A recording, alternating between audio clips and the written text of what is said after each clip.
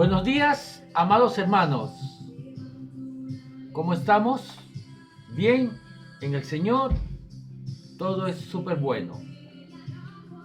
Vamos a disfrutar de la bendita palabra de Dios. Para ello vamos a saludar primeramente a todas nuestras ovejas que están con nosotros de nuestra iglesia cristiana Palabra de Gracia y Fe aquí en Santiago de Chile.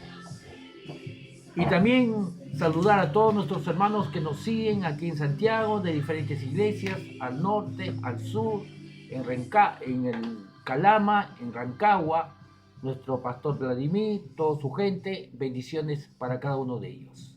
Y al sur de Chile, a todos los hermanos que tienen la libertad de poder seguirnos y escucharnos, sea directo o después del mensaje cuando lo subamos al internet. Saludamos también a nuestros hermanos en Perú, ya consolándolos por la derrota del partido con Chile. Así que saludos a todos nuestros hermanos allá en Lima, en Tacna, en Arequipa, en Cajamarca, en Chiclayo. A todos nuestros hermanos un fraternal saludo les brindamos. Así que fuerza, fortaleza de parte del Señor. Vamos a ir a la palabra de Dios. Me olvidaba, por supuesto, saludamos también a nuestros hermanos allá en Mendoza, ya que el Señor esté ahí fortaleciendo en nuestra oración. Sabemos las noticias de la lluvia torrencial fuerte que han tenido ahí.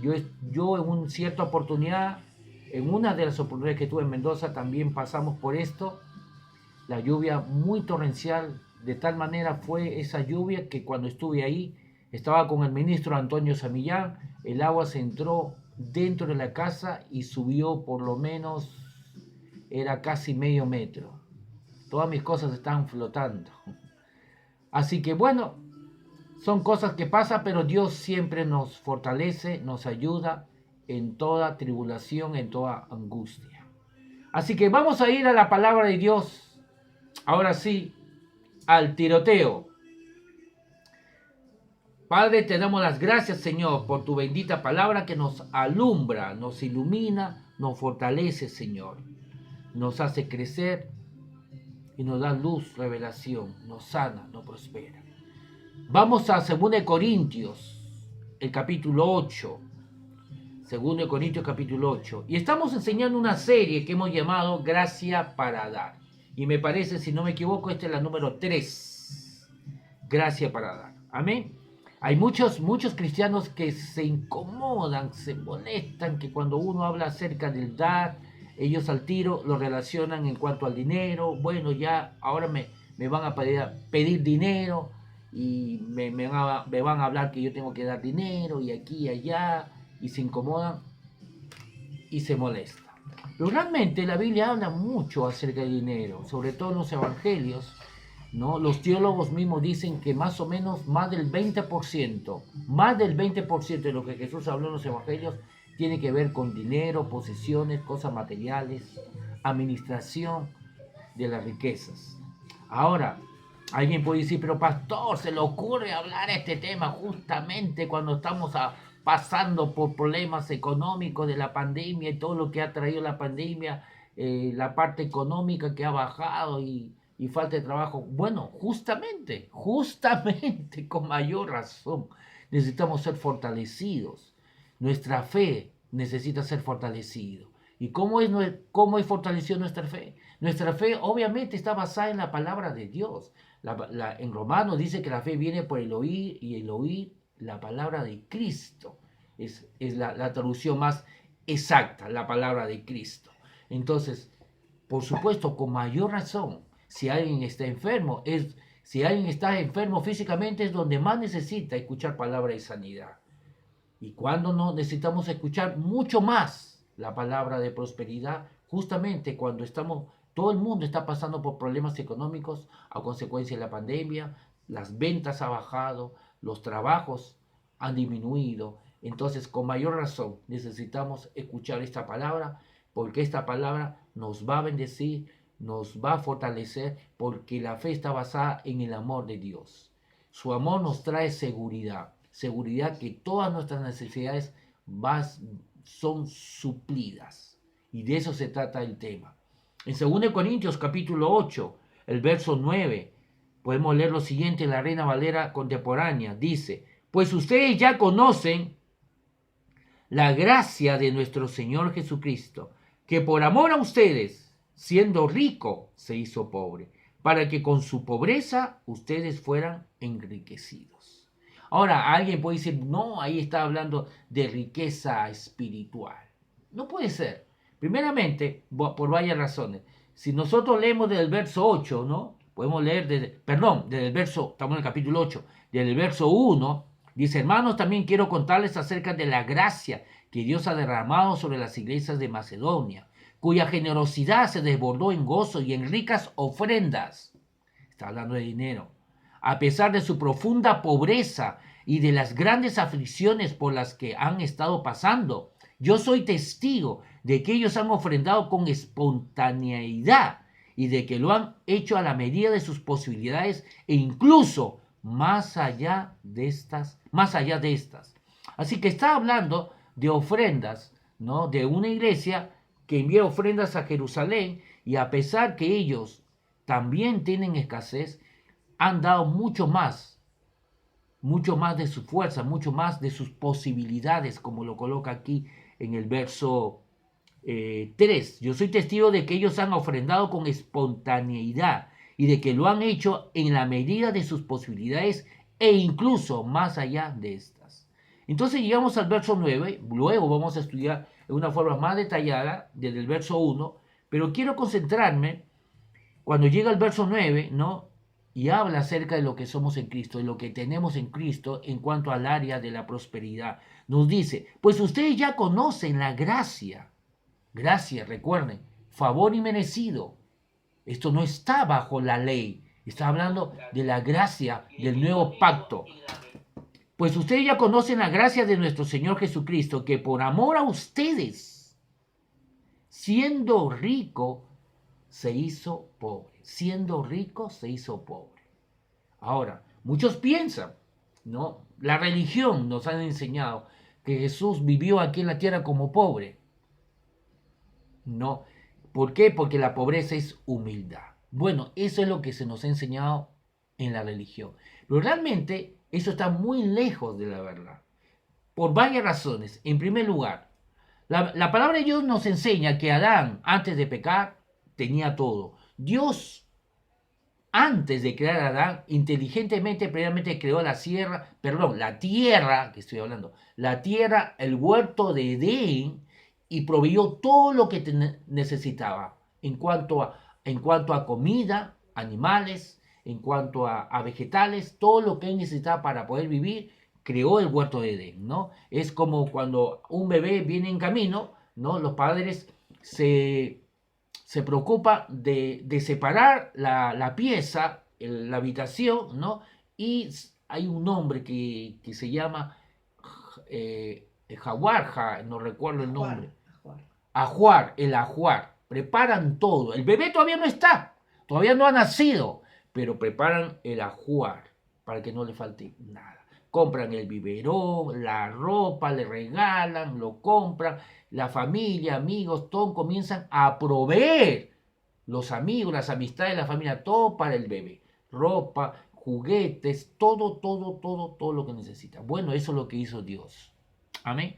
Dios proveyó todo para el hombre, no le faltó nada. Entonces, desde Génesis, nosotros podemos ver claramente que Dios es un Dios que provee en primer lugar. Dios creó al hombre cuando ya estaba todo provisto, ¿no? Y es por eso que cuando crea al hombre, ¿no? Dios descansa. ¿Por qué descansa? Porque ya está todo provisto, no le falta al hombre absolutamente nada. Ahora, cuando Adán peca, la consecuencia del pecado fueron 3: muerte espiritual, enfermedad y pobreza. Consecuencia del pecado. Así que es imposible que Jesús haya caminado en pobreza, porque la pobreza es el resultado del pecado. Porque si Jesús caminó en pobreza, entonces me están diciendo que Jesús pecó. Porque la pobreza es consecuencia del pecado, castigo por el pecado. En Deuteronomio nosotros podemos leer muy claramente, usted puede leer, no bajo la ley, y estas serán las bendiciones para el que oye, para el que cumple mis mandamientos. Bajo la ley, ellos tenían que cumplir los mandamientos, tenían que ser obedientes si querían ser bendecidos. ¿No? Y habla de prosperidad, de casas, de bienes. Dice, será cabeza y no cola. Dice que ustedes prestarán y no serán prestados. Habla de prosperidad. Hablan que ellos como cabeza prestarán a otros, ¿no? Porque tendrán tanto que ellos serán fuente, serán bendición a otros. Hablan de bienes, de casas para aquel que obedece la palabra de Dios. Así que habla muy claramente en Deuteronomio las bendiciones por la obediencia y habla de riqueza. Luego dice, pero estas serán las maldiciones para el que peca. Y habla de escasez, habla que el que no obedece la palabra bajo la ley, estamos hablando en el antiguo pacto, ¿no? Dice que trabajará, pero todo lo que trabaje, su dinero, la cosecha, se irá como saco roto. Luego habla que también trabajará para otros y no tendrá lo suyo. Maldición, maldición de escasez. A pesar que trabaja, no le va a resultar, no va a prosperar. Eso es lo que habla en Deuteronomio. En Deuteronomio dice que a pesar que trabaja, trabajará como en saco roto. Trabaja, pero se le va todo. Todo lo que gana se le va como saco roto. ¿Dónde está lo que gané? Se le fue. También habla que trabajará para otros, no tendrá lo suyo. Habla de calamidades, habla de enfermedades, habla de tristeza, habla de pestes. Así que es imposible que Jesús haya caminado en pobreza, obviamente, porque la pobreza es sinónimo de pecado. Así que Jesús no. La palabra de Dios nos dice aquí en el verso 9, vamos a leerlo otra vez en la Nueva Traducción Viviente. Ustedes conocen la gracia generosa, lo coloca así en esta traducción, Nueva Traducción Viviente. Ustedes conocen la gracia generosa de nuestro Señor Jesucristo. Aunque era rico, entonces Jesús no caminó en pobreza. No le faltó nada. Podemos, por ejemplo, dar algunos detalles. Él tuvo que sustentar a 12 apóstoles. Pedro, vemos a Pedro ahí, él era el pescador. Él pescaba y a pesar que él pescaba, obviamente tenía problemas también, ¿no? Porque Jesús le pidió prestado la barca, ¿no? Y luego, para recompensarlo, porque le pidió prestado la barca, Jesús, muy generoso, le dijo, echa tu red ahí. Y Pedro dijo, pero Señor, hemos pescado toda la noche, hemos trabajado mucho y no hemos pescado nada. Menos aquí en la orilla, y lo hemos hecho a alta mar y en la noche. Pero en tu nombre lo voy a hacer. Y pescó en abundancia. Jesús tuvo que y le dijo luego, ¿no? Ven, sígueme, te haré pescador de hombres. Así que Pedro tuvo que dejar su trabajo de pesca para seguir Jesús. No solamente Pedro, los 12 apóstoles. Así que Jesús tuvo que sustentar las necesidades de Pedro y su familia, porque obviamente Pedro trabajaba para sostener a su familia. Entonces Jesús tuvo que sostener a la familia de 12 personas. Él tenía un tesorero. Alguien que tiene poca plata no necesita un tesorero, porque tiene tan poca plata que él puede administrar el dinero. Pero cuando el dinero es mucho, cuando el dinero entra, entonces hay mucho trabajo para administrar el dinero, hay que contabilizar, hay que administrar, organizar bien el dinero porque hay mucho dinero, entonces se contrata un tesorero o un contador. Y justamente Jesús tenía un tesorero, un contador que era Judas. Ahora, Judas robaba, la palabra de Dios dice que de vez en cuando él sacaba dinero de ahí, pero nadie, la Biblia dice que nadie se daba cuenta. Obviamente en esa bolsa no había poco, porque si fuese poco, los discípulos, los apóstoles, se hubieran dado cuenta de que alguien estaba robando. Pero cuando hay mucho y uno comienza a sacar, la gente no se va a dar cuenta, porque sigue habiendo mucho. Así que Jesús caminó en abundancia. En Juan podemos ver, En Juan dice que mujeres sustentaban a Jesús. Vamos a Juan, a ver si me ayudan ustedes también. No recuerdo mucho el versículo, pero estaba en Juan. A ver si alguien lo encuentra. Habla de que mujeres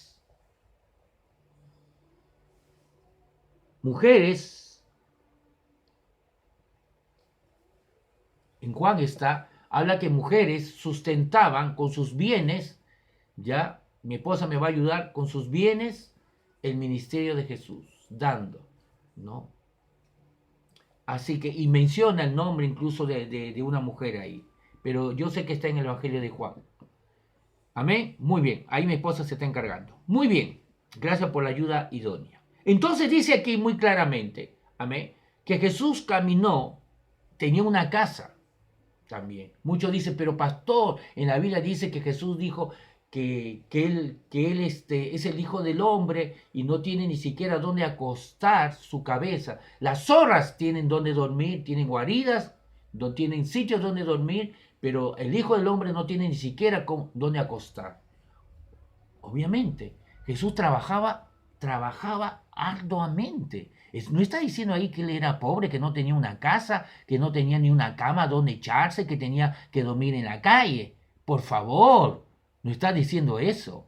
Amén. Vemos que Jesús dormía máximo 4 horas. Si nosotros estudiamos los evangelios, ¿no? Vemos que como a las 4 de la mañana Jesús estaba orando, ¿no? Dormía muy poco, trabajaba mucho, amén. Y por eso que vemos también, lo vemos descansar en una barca cuando se levantó la tormenta, pero Jesús estaba ministrando todo el día, amén, todo el día. Y él viajaba de una ciudad a otra ciudad. Y cuando uno viaja, amén, muchas veces, como uno tiene que salir de su casa, uno tiene su casa, tiene su cama, donde dormir, donde descansar, pero cuando uno tiene que predicar y salir de un lugar a otro lugar, muchas veces donde uno va no están todas las comodidades que uno quiere. Y eso es lo que está hablando en ese verso, cuando Jesús dijo, ¿no? Las zorras tienen guaridas, incluso las zorras tienen guaridas donde dormir, pero el Hijo del Hombre no tiene donde acostar la cabeza.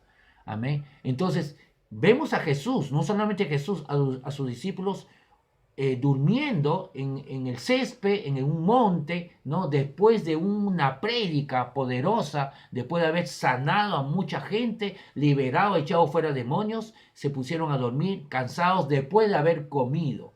Y luego continuaron con su camino. Amén.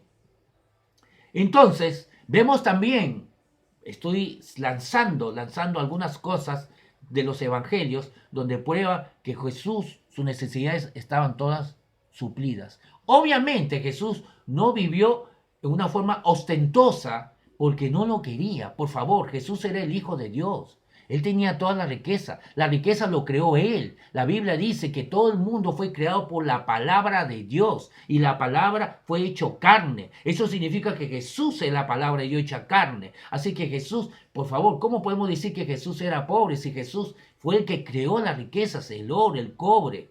Todas las riquezas, los árboles, los montes, todo le pertenece a Dios. Él lo creó.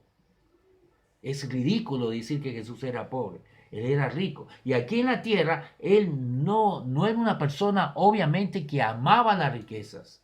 Él amaba al hombre. Él estaba enfocado y concentrado en cuanto a la misión que él tenía que hacer, que era redimir al hombre. Así que no vivió como en una forma ostentosa, porque no le interesaba, no quería, pero sí, lo que él necesitaba, lo tenía para poder vivir, para poder cumplir su ministerio. Eso sí. Así que vemos cuando ellos tenían que Pedro le dijo a Jesús que tenía que pagar los impuestos, cumplir con el imperio romano. Y Jesús le dijo, vaya a pescar, saque el pez. Y fue a sacar el pez y dentro del pez, obviamente Jesús fue guiado por el Espíritu Santo, no hizo ese milagro o esa señal como Dios. Sabemos que Jesús, aunque era Dios, La Biblia dice muy claramente que no se aferró a su divinidad, sino todo lo contrario. Dicen en Filipenses 2, el verso 5, que se despojó de su divinidad y caminó como hombre. Por eso que fue tentado. La palabra de Dios dice que Dios es imposible que sea tentado. Dios no puede ser tentado. Pero Jesús, ¿acaso no era Dios? Sí, era Dios, pero él caminó como hombre, por eso que fue tentado. La palabra de Dios nos dice en muchas partes, en Hebreos también, cuando habla del trono de la gracia, que Él es nuestro sumo sacerdote que fue tentado en todo. Amén. Entonces, Él caminó como hombre y como hombre todas sus necesidades fueron suplidas. Así que sacó Pedro 2 monedas y Pedro le preguntó, ¿por qué 2 monedas? Para que pagues el impuesto tuyo y el mío también. Da a César lo que es de César y a Dios lo que es de Dios. Amén. Vemos la abundancia de Pedro cuando estaba pescando. Dice que 2 barcas llenas, ¿no? Se caían. Tuvieron que llamar a más pescadores que le ayuden porque los peces que llenaron en 2 barcas, ¿no? Se hundían de tanto peso. ¿Acaso en ese tiempo existía refrigeradora para guardar el pez? No, pero Dios es un Dios generoso. Me gusta cómo lo coloca aquí la traducción en la nueva traducción viviente, ¿no? En 2 Corintios 8:9 nos dice, ustedes ya conocen la gracia generosa.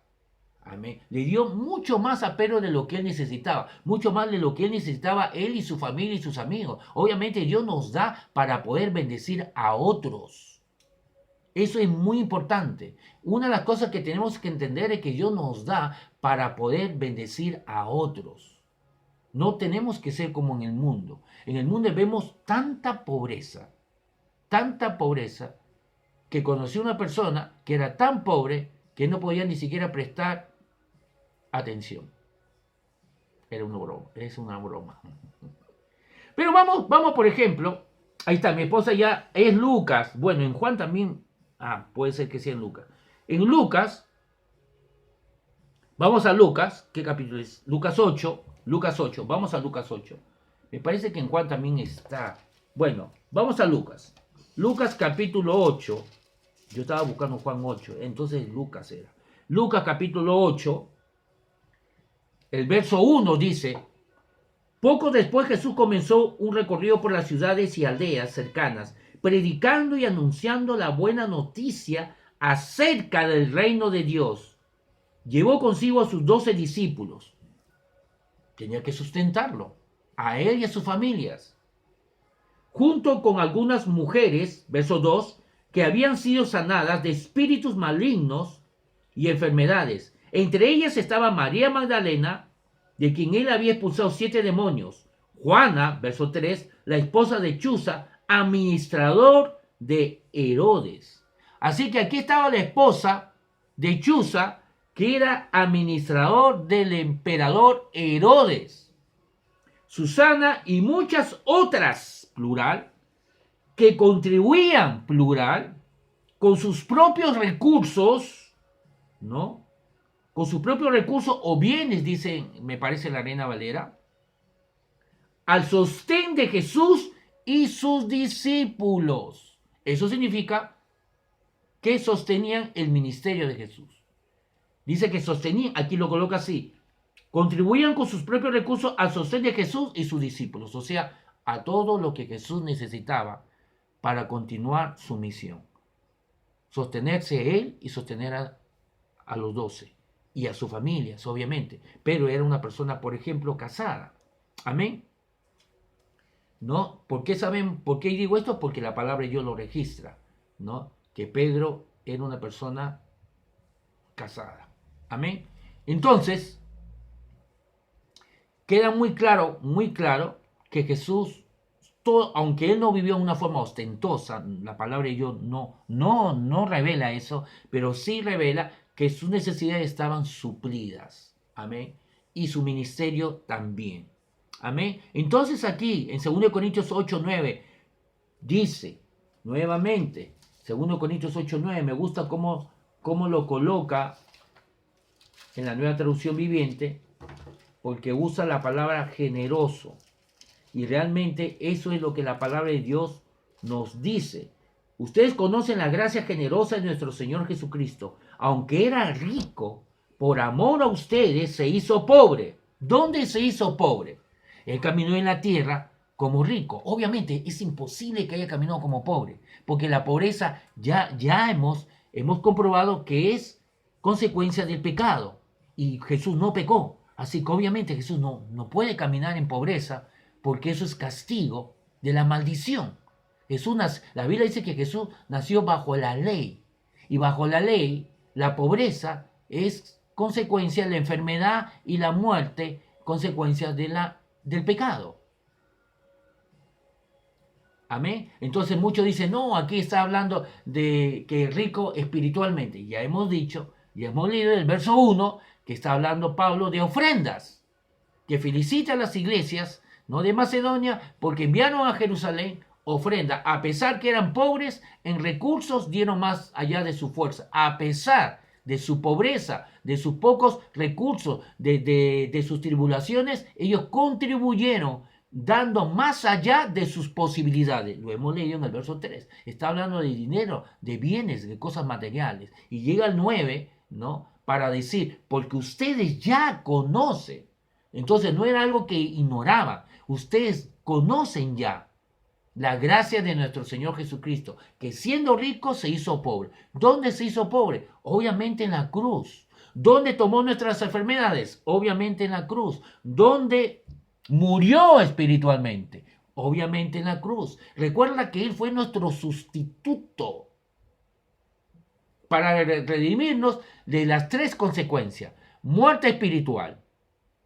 ¿Qué significa eso? Él tomó nuestro lugar. ¿Él llevó los pecados en su cuerpo físico? No, porque nosotros no hemos llevado, el hombre cuando peca muere espiritualmente en su espíritu, no en su cuerpo físico. Entonces el pecado que él llevó entró a su espíritu y lo mató. Por eso que él fue al infierno y fue atormentado por demonios. Eso es lo que dice la palabra de Dios. También la palabra de Dios nos dice, ¿no? En Hebreos, ya, y en el Salmo 2 nos dice así, ¿no? Yo te he engendrado hoy, yo te he engendrado, yo te he hecho nacer de nuevo. Tú eres mi hijo ahora, yo te he engendrado hoy. Y habla de la resurrección. Según el contexto está hablando de que cuando Dios levanta a Jesús de los muertos, Él declara, yo te he engendrado hoy. Así que cuando no está hablando cuando Jesús entra a la tierra como bebé. Habla de cuando Jesús resucita. Lo podemos ver en eso en el Salmo 2 y en Hebreos. Cuando habla de la resurrección de nuestro Señor Jesucristo, Dios declara, yo te he engendrado hoy. ¿Por qué? Porque ahí ahí Dios Padre lo hace nacer de nuevo. Es el primogénito, el primero en resucitar. Físicamente no, está hablando de resucitar espiritualmente. Obviamente la resurrección física viene como consecuencia, pero lo más importante para Dios era nuestra resurrección espiritual, porque eso fue lo que Adán experimentó por el pecado, la muerte espiritual. Amén. Y esa muerte espiritual también trajo enfermedad. Por eso la palabra de Dios no dice que por sus llagas fuimos sanados. Él también llevó nuestras enfermedades. Entonces llevó tres cosas. La muerte espiritual, murió espiritualmente. Y por eso tuvo que nacer de nuevo. ¿Para qué? Para que nosotros podamos nacer de nuevo. Recuerda, Él fue nuestro sustituto. Significa nuestro representante. Lo que le pasaba a Él, nos pasa a nosotros. Si Él murió, nosotros morimos con Él. Pablo lo dice en Gálatas. Juntamente con Él hemos sido crucificados, juntamente con Él hemos sido muertos, juntamente con Él hemos sido bautizados, juntamente con Él estamos sentados en los lugares celestiales. Eso se habla de sustitución. Entonces, Él murió espiritualmente. ¿Para qué? Para que nosotros resucitemos espiritualmente.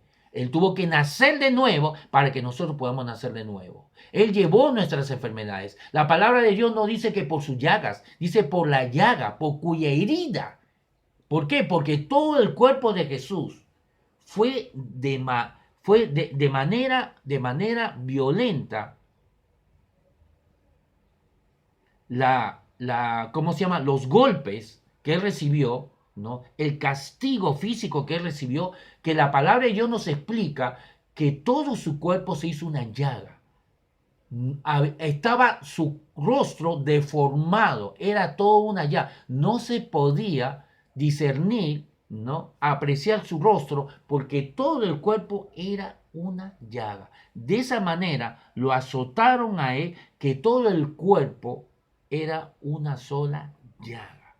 Fue un salvajismo. La misma historia cuenta, no libros cristianos, no, la misma historia cuenta secular, que realmente fue un salvajismo, fue un sacrificio injusto. Los mismos abogados no cristianos, ¿no? Sabiendo lo que pasó en la historia de Israel, fue algo injusto y fue un salvajismo.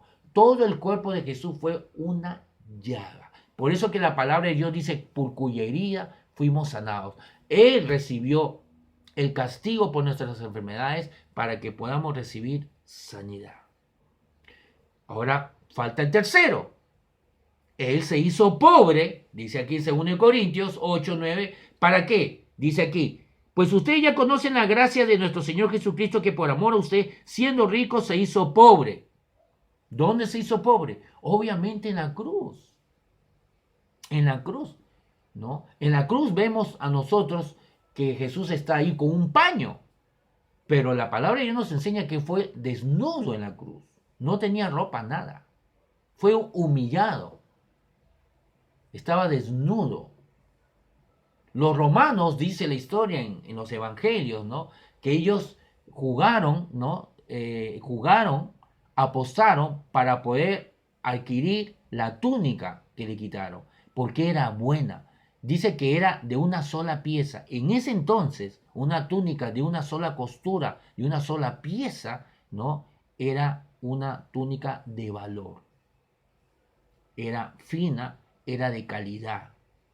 Tanto la tela como el diseño. Y por eso que los romanos se pelearon y tuvieron que echar suertos para saber a quién pasaba esa túnica, porque se peleaban por la túnica. Entonces él se hizo pobre en la cruz. Dice aquí, que por amor a ustedes, siendo ricos, se hizo pobre. ¿Para qué? ¿Para qué hizo eso? Para que con su pobreza, para que por su enfermedad, las llagas que él tenía, seamos sanados. ¿Para qué murió espiritualmente? ¿Para qué fue el infierno? Para que él, resucitando, naciendo de nuevo, tú y yo podemos nacer de nuevo. Y toda persona que coloca en fe en Jesús pueda nacer de nuevo, pueda recibir sanidad. Por eso que aquí dice, para que con su pobreza ustedes fueran enriquecidos. ¿Qué significa eso, enriquecidos? Si vamos a 2 Corintios 9, ¿no?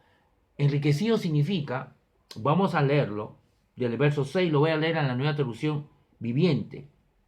Dice, recuerden lo siguiente, un agricultor que siembra solo unas cuantas semillas obtendrá una cosecha pequeña, pero el que siembra abundantemente obtendrá una cosecha abundante. 2 Corintios 9, 6. Entonces, estuvimos hablando también un poco acerca de la ley de la siembra y la cosecha, ¿no? Mucha gente pregunta, por favor, pastor, ahora que estamos hemos entendido la gracia, ¿dónde entra la ley de la siembra y la cosecha? Porque según la gracia de Dios ya todo está suplido, ya todo es nuestro. Amén. Todo es nuestro, ya somos prósperos, ya estamos sanos. No es que vamos a ser sanados. La fe no es para que Dios nos sane, la fe es para tomar lo que Él ya hizo.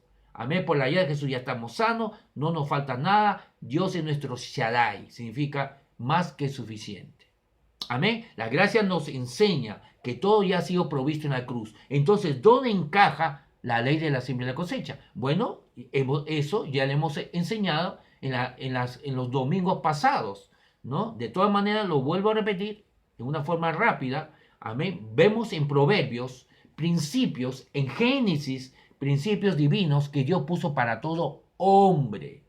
No tiene nada que ver con el pacto, ni con el antiguo bajo la ley, ni con el nuevo bajo la gracia. No tiene nada que ver. Principios divinos para que todo hombre pueda vivir en forma pacífica, prosperado y sano y bien. Y vamos a Génesis, donde Dios establece que mientras la tierra exista, no dejará de existir la siembra y la cosecha, el invierno, el verano, todas las estaciones. Hemos ido, me parece que en Mateo, sí, en Mateo, donde dice que Dios salir el sol y la lluvia, hace salir, perdón, el sol y la lluvia sobre justos e injustos. ¿Eso qué significa? Que Dios ha establecido cosas aquí en la tierra para todo ser humano, para todo ser humano, para que todo ser humano sea bendecido, sea justo o injusto, sea cristiano o no cristiano. Y lo dice Mateo, que Dios hace que el sol y la lluvia salga para todos. O sea, en otras palabras, Dios está diciendo, yo bendigo a todos, no hago diferencia, justos o injustos. Entonces, ha establecido principios para bendecir a todo ser humano. Y la ley de la siembra y la cosecha es un principio que muchos mundanos, sin saberlo, lo han usado. Amén. Son generosos y han cosechado. Amén. Pero nosotros, obviamente, la ley de la siembra y la cosecha, ¿no? Está ahí, siempre está ahí porque Dios lo ha establecido ahí para toda la humanidad. Así que también, como está el sol, siempre, y la lluvia también para todos. Amén. Pero ahora que nosotros nos hemos convertido al Señor y estamos bajo la gracia, aquí viene la diferencia, debemos usar todas las cosas de una forma correcta. Si usamos el sol, aunque Dios y la lluvia, aunque Dios lo haya dado para justos e injustos, lo usamos para hacer el bien de una forma correcta. Ahora, como hijo de Dios, teniendo la luz de la palabra de Dios, teniendo un nuevo corazón, un nuevo espíritu, teniendo el Espíritu Santo dentro de nosotros, nosotros administramos, dice en Corintios, que debemos administrar las cosas que Dios nos ha dado. Entonces administramos el sol y la luz, el sol y la luna y las estrellas y la lluvia, aunque Dios lo dio para todos, pero lo administramos de mejor manera que el mundano lo hace. Igualmente, la ley de la siembra y la cosecha no lo usamos como el mundano para enriquecerse, ¿no? En forma de codicia, ¿no? Porque el mundano puede usar la ley de la siembra y la cosecha de la siguiente manera. Bueno, voy a sembrar en otros, voy a ayudar en otros, pero no porque amo a ellos, no porque quiero ayudarlos. No me interesa realmente ayudar a otros. Pero he notado que si yo soy generoso con otros, yo voy a recibir. Y eso es lo que me interesa. Entonces, con una mala motivación, con una intención incorrecta. Vemos eso que Jesús criticó mucho a los fariseos. Jesús les dijo a los judíos, no sean como los fariseos, que ellos oran en las plazas, en las esquinas, ayunan. ¿Acaso era malo ayunar? Por supuesto que no, si estaba bajo la ley. ¿De qué está hablando Jesús? Jesús les dijo, no sean como los fariseos que oran en las esquinas, que ayunan, que dan para ser vistos. Les dijo que no oren como lo hacen los fariseos. O sea, la forma que ellos lo hacen para ser vistos. Lo hacen en las esquinas, en las plazas, para ser vistos. Dice, no ayunen como lo hacen los fariseos. Para que todo el mundo lo vea y lo aplaudan. Y aplaudan.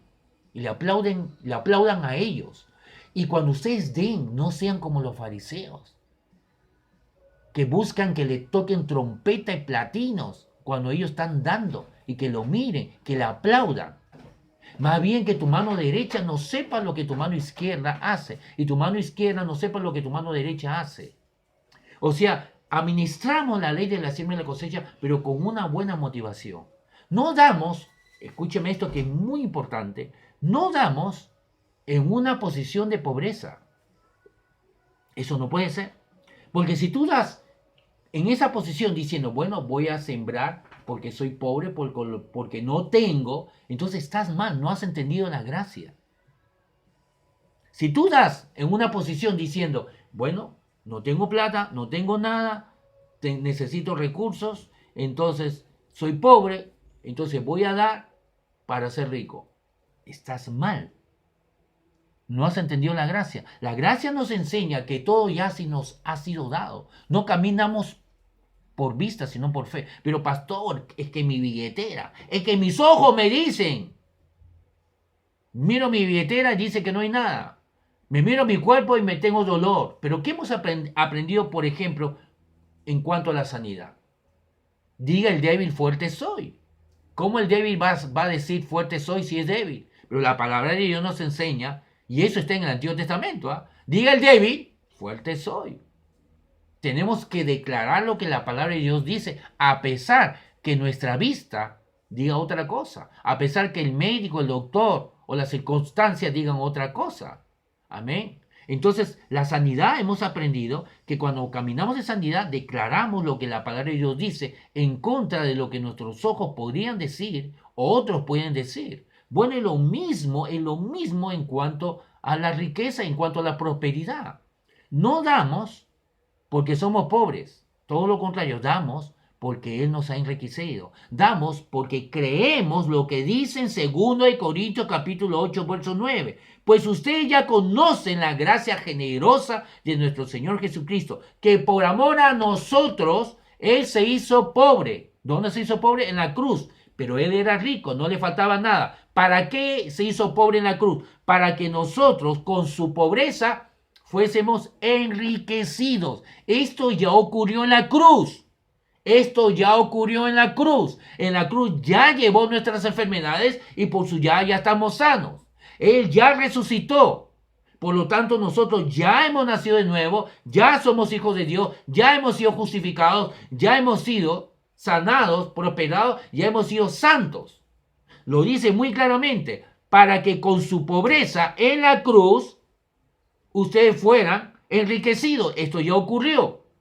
Por lo tanto, ya hemos sido enriquecidos. Entonces, si aplicamos la ley de la siembra y la cosecha, no la aplicamos para ser enriquecidos, sino porque somos enriquecidos. Es por ello que más adelante, según Corintios 9, donde habla acerca del dar, de dar ofrendas, habla de que Él nos da de tal manera para suplir nuestras necesidades, y ahí no acaba todo, sino según la prosperidad de Dios es que Él nos da para que no nos falte nada y tengamos para dar a aquellos que tienen necesidad. Esa es la riqueza. La riqueza no es solamente tener nosotros y solamente nosotros y nuestra familia. No, Dios va más allá. Su pensamiento de Dios va más allá. No es un pensamiento mezquino. No es un pensamiento solamente de bendecirnos nosotros. Él quiere que nosotros seamos una fuente de bendición porque Él es una fuente de bendición. Recuerden Efesios 5.1, sé imitadores de Dios como hijos amados. Él nos ha hecho una fuente de bendición, bendecidos para bendecir. Hay ministerios que se llaman así y me gusta, bendecidos para bendecir. Dios no nos ha hecho personas egoístas. Dios nos ha hecho a su imagen y semejanza. Por favor, somos uno con Él. El que se une al Señor, un espíritu es con Él. Por lo tanto, la generosidad de Dios está en nosotros.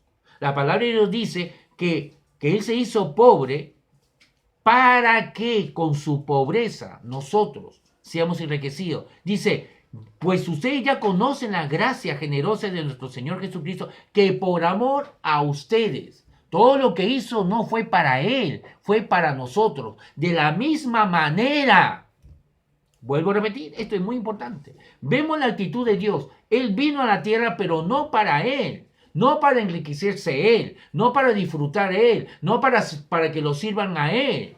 La Biblia dice que Dios se hizo hombre y como hombre se hizo ser Jesús.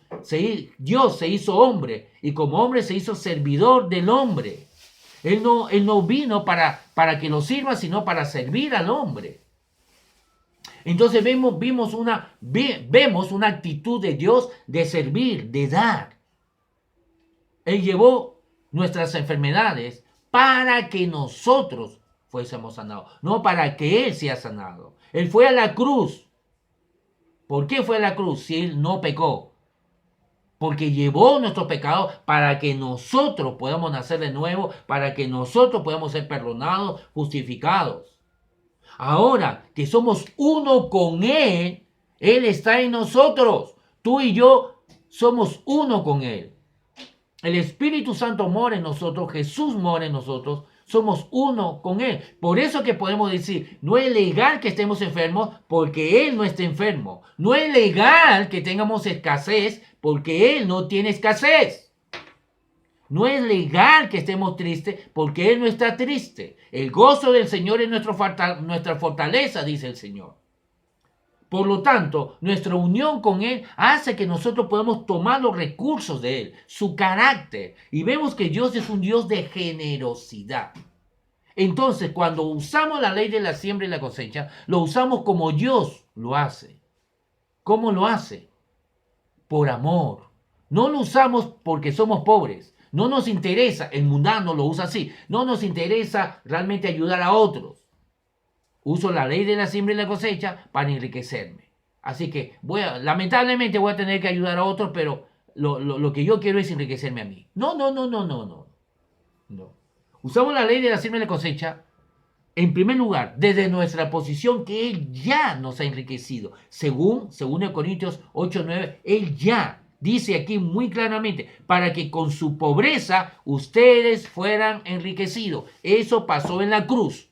Ya la cruz ya pasó. Así que ya somos enriquecidos, ya somos sanos, ya somos redimidos, ya somos libres, ya somos más que vencedores. No vamos a ser vencedores, ya lo somos. No vamos a ser sanados, ya lo somos. No vamos a ser prósperos, ya lo somos.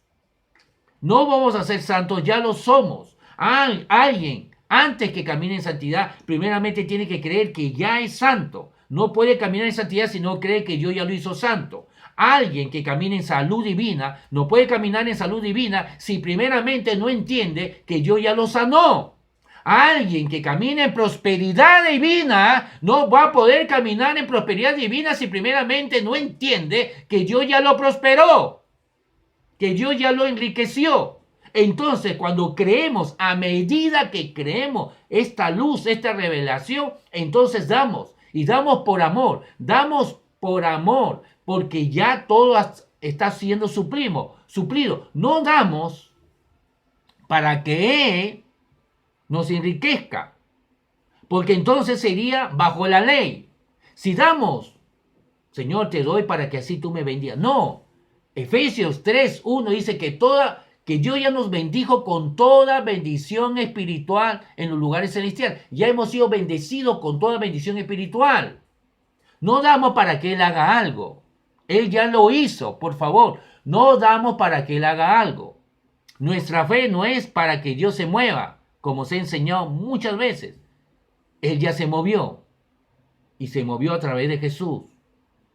Entonces no damos para que Él haga algo. Él ya lo hizo. Él envió a Jesucristo.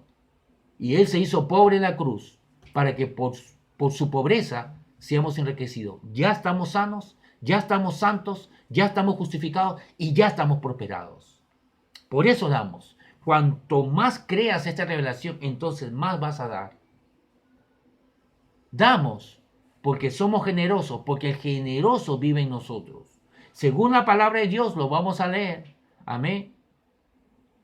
La riqueza significa tener todo suplido y tener más para poder dar a otros.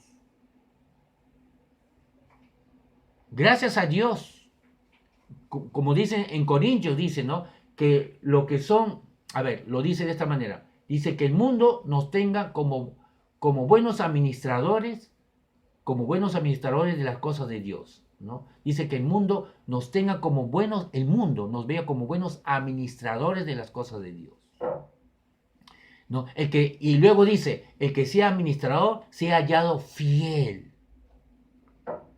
Gracias a Dios por los fieles que han dado, a pesar de la crisis que ha traído, la crisis económica que ha traído la pandemia, a pesar de la crisis económica que ha traído la pandemia, damos gracias a Dios que Dios ha levantado gente fiel, que a pesar de la pandemia no han dejado de dar, no han dejado de diezmar, no han dejado de ofrendar. Y yo no estoy hablando solamente de mi iglesia, estoy hablando en forma general. Porque yo tengo contacto con muchos pastores. Durante la semana siempre estoy conversando con pastores en Lima, en Perú, en Argentina, en España. Siempre estoy conversando con pastores en Lima, en diferentes partes. Me comunico. Y ellos nos cuentan sus testimonios.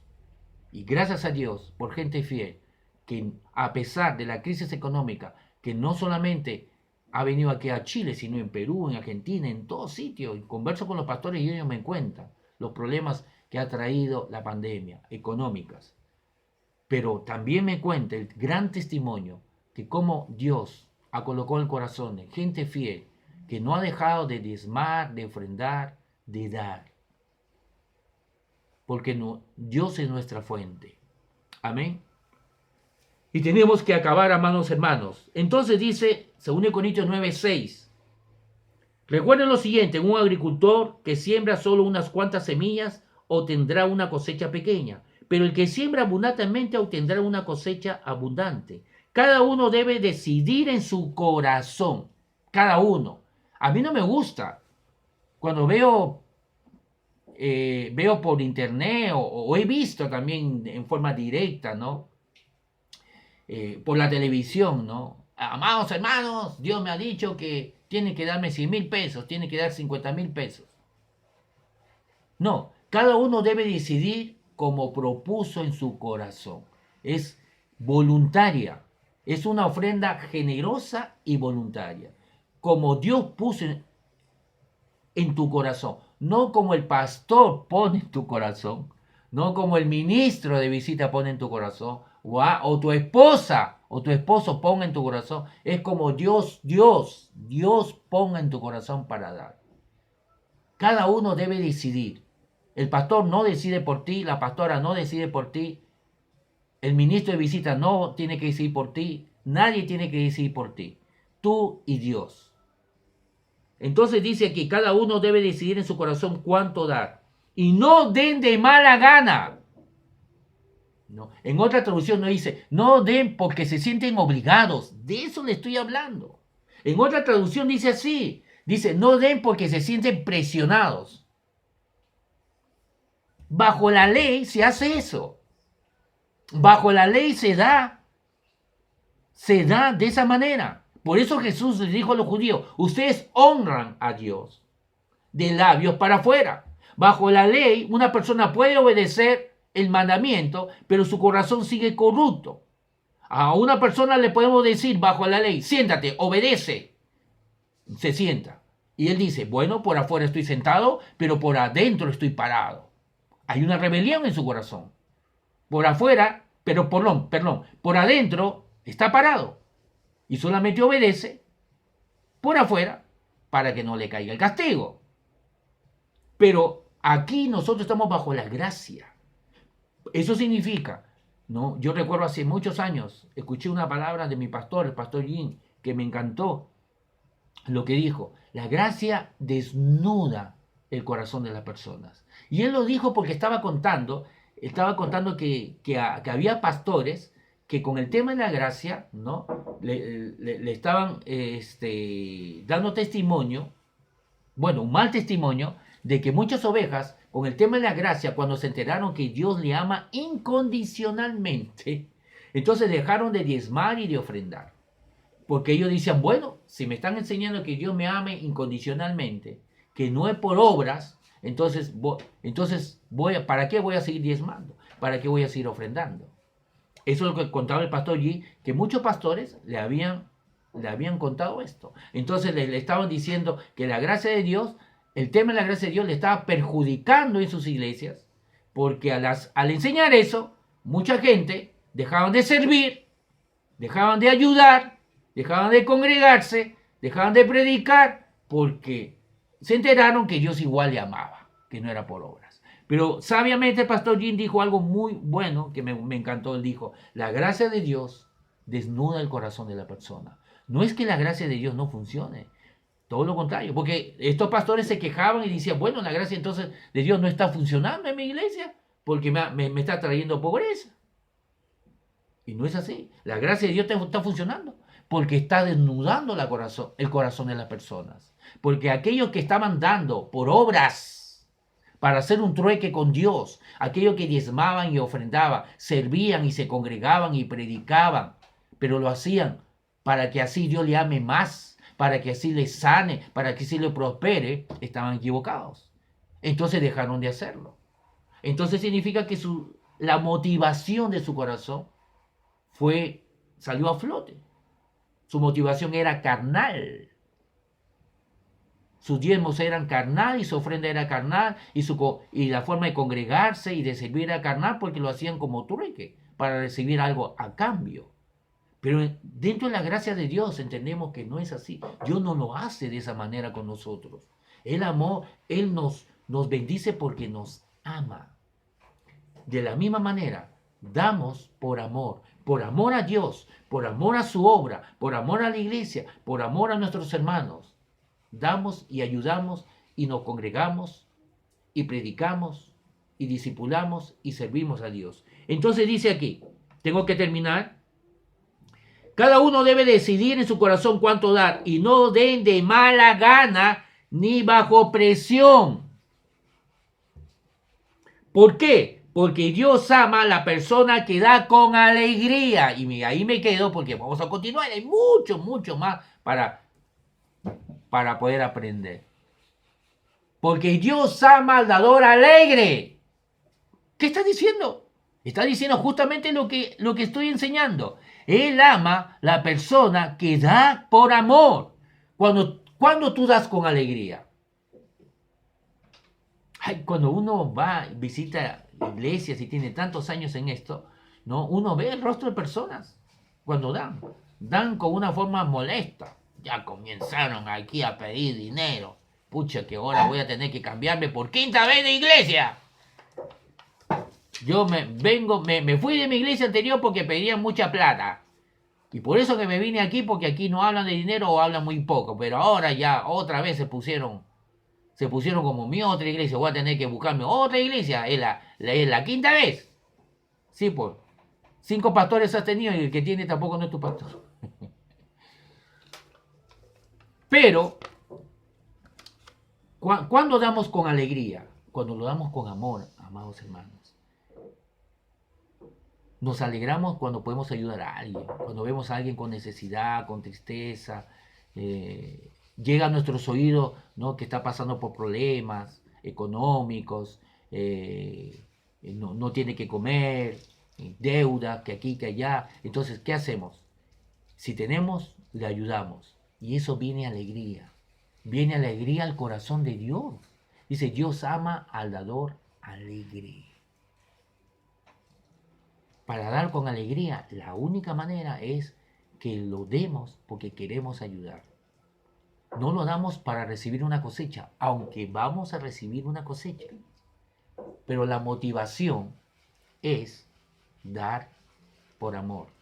Y recibimos una cosecha, porque es una ley que Dios ha puesto para todo, desde Génesis, que no tiene nada que ver bajo la ley, como algunos dicen, pero pastor, entonces la ley de la siembra y la cosecha está bajo la ley, entonces ya no corre para el Nuevo Testamento. Igualmente también dice, pastor, entonces ya no debemos diezmar porque los diezmos está bajo la ley, entonces ya no corre para el Nuevo Testamento. Y yo le dije a esa persona, eso fue hace años, le dije, ¿quién te dijo que los diezmos fue dado bajo la ley? Abraham diezmó, Jacob diezmó, Israel todavía no existía. Abraham diezmó y Jacob también diezmó, no existía Moisés. ¿Por qué diezmaron? ¿Había una ley que los obligara? No. Es más, bajo la gracia de Dios realmente no deberíamos diezmar. Pastor, ¿de qué está hablando? Porque no deberíamos estar limitados al diezmo. Bajo la ley estamos limitados, encajonados. Bajo la gracia no tiene por qué ser diezmo, no tiene que ser necesariamente el 10%. Tenemos libertad en nuestro corazón. Hay gente que comienza no a diezmar el 10%, sino comienzan a dar el 1% de sus ingresos. Y se mantienen fieles. Y de esa manera ellos ven cómo Dios va ayudándolos, supliendo sus necesidades, manifestándose, porque sus necesidades ya han sido suplidas en la cruz. Recuerden, ya hemos sido enriquecidos, pero ven la manifestación de la promesa. Porque van creyendo conforme van creyendo. Y así van subiendo y comienzan a dar el 5%. Luego llega el momento que dan el diezmo, pero no deben quedarse ahí. Porque estamos bajo la gracia de Dios, no debemos estar limitados al 10%. Hay muchos testimonios que gente que ha llegado de la manera como le estoy explicando, llegaron al 10, dieron el 15, el 20%. Y hay testimonios que he escuchado, libros que he leído, que gente que ha llegado a dar el 90% de sus ingresos y viven del 10%. ¿Por qué? Porque bajo la gracia de Dios no debemos estar encajonados a un número. No estamos prohibidos. ¿Y qué pasa si alguien quiere dar el 20%? ¿Dios acaso le va a impedir? ¿Estamos bajo la ley, bajo un número? No, obviamente. Dios no va a impedir a alguien que quiera dar más del 10%. Estamos bajo la gracia. Bajo la gracia hay libertad. Lo que Dios ponga en tu corazón. Y si en tu corazón tienes para dar más del 10%, si ese es Dios el que lo está haciendo, ¿quién puede impedirte? Nadie. Amén. Bajo la ley se diezmaba de lo que antes de la ley Abraham y Jacob lo hizo. Bajo la ley estaba encajonado a un 10%. Bajo la gracia ya no estamos encajonados bajo el 10%, porque podemos dar más. Repito, bajo la ley el judío estaba encajonado para dar el 10%. Bajo la gracia ya no estamos encajonados. Tenemos libertad de dar lo que queremos dar. Podemos dar más del 10% si queremos, según lo que Dios ponga en nuestro corazón. Vamos a continuar hablando acerca de esto. Amén. Pero es tiempo que nosotros caminemos en el poder que está en nosotros. Poder de justificación, poder de sanidad, caminar en prosperidad. Amén. Pero para ello necesitamos que nuestra fe sea fortalecida. Tengamos más luz. A medida que creamos estas verdades, a medida que creo que Dios ya me sanó, es la medida que yo camino en sanidad. A medida que yo sé que Dios me ha hecho santo, es la medida que yo camino en santidad. A medida que yo sé que Dios me ha hecho justo, camino en justicia, en rectitud. A medida que yo sé que Dios ya me ha hecho rico, todas mis necesidades son suplidas, es a medida que yo voy a caminar en prosperidad. Y la prosperidad se manifiesta. Una de las cosas que nosotros manifestamos cuando estamos creyendo es porque tenemos libertad para dar.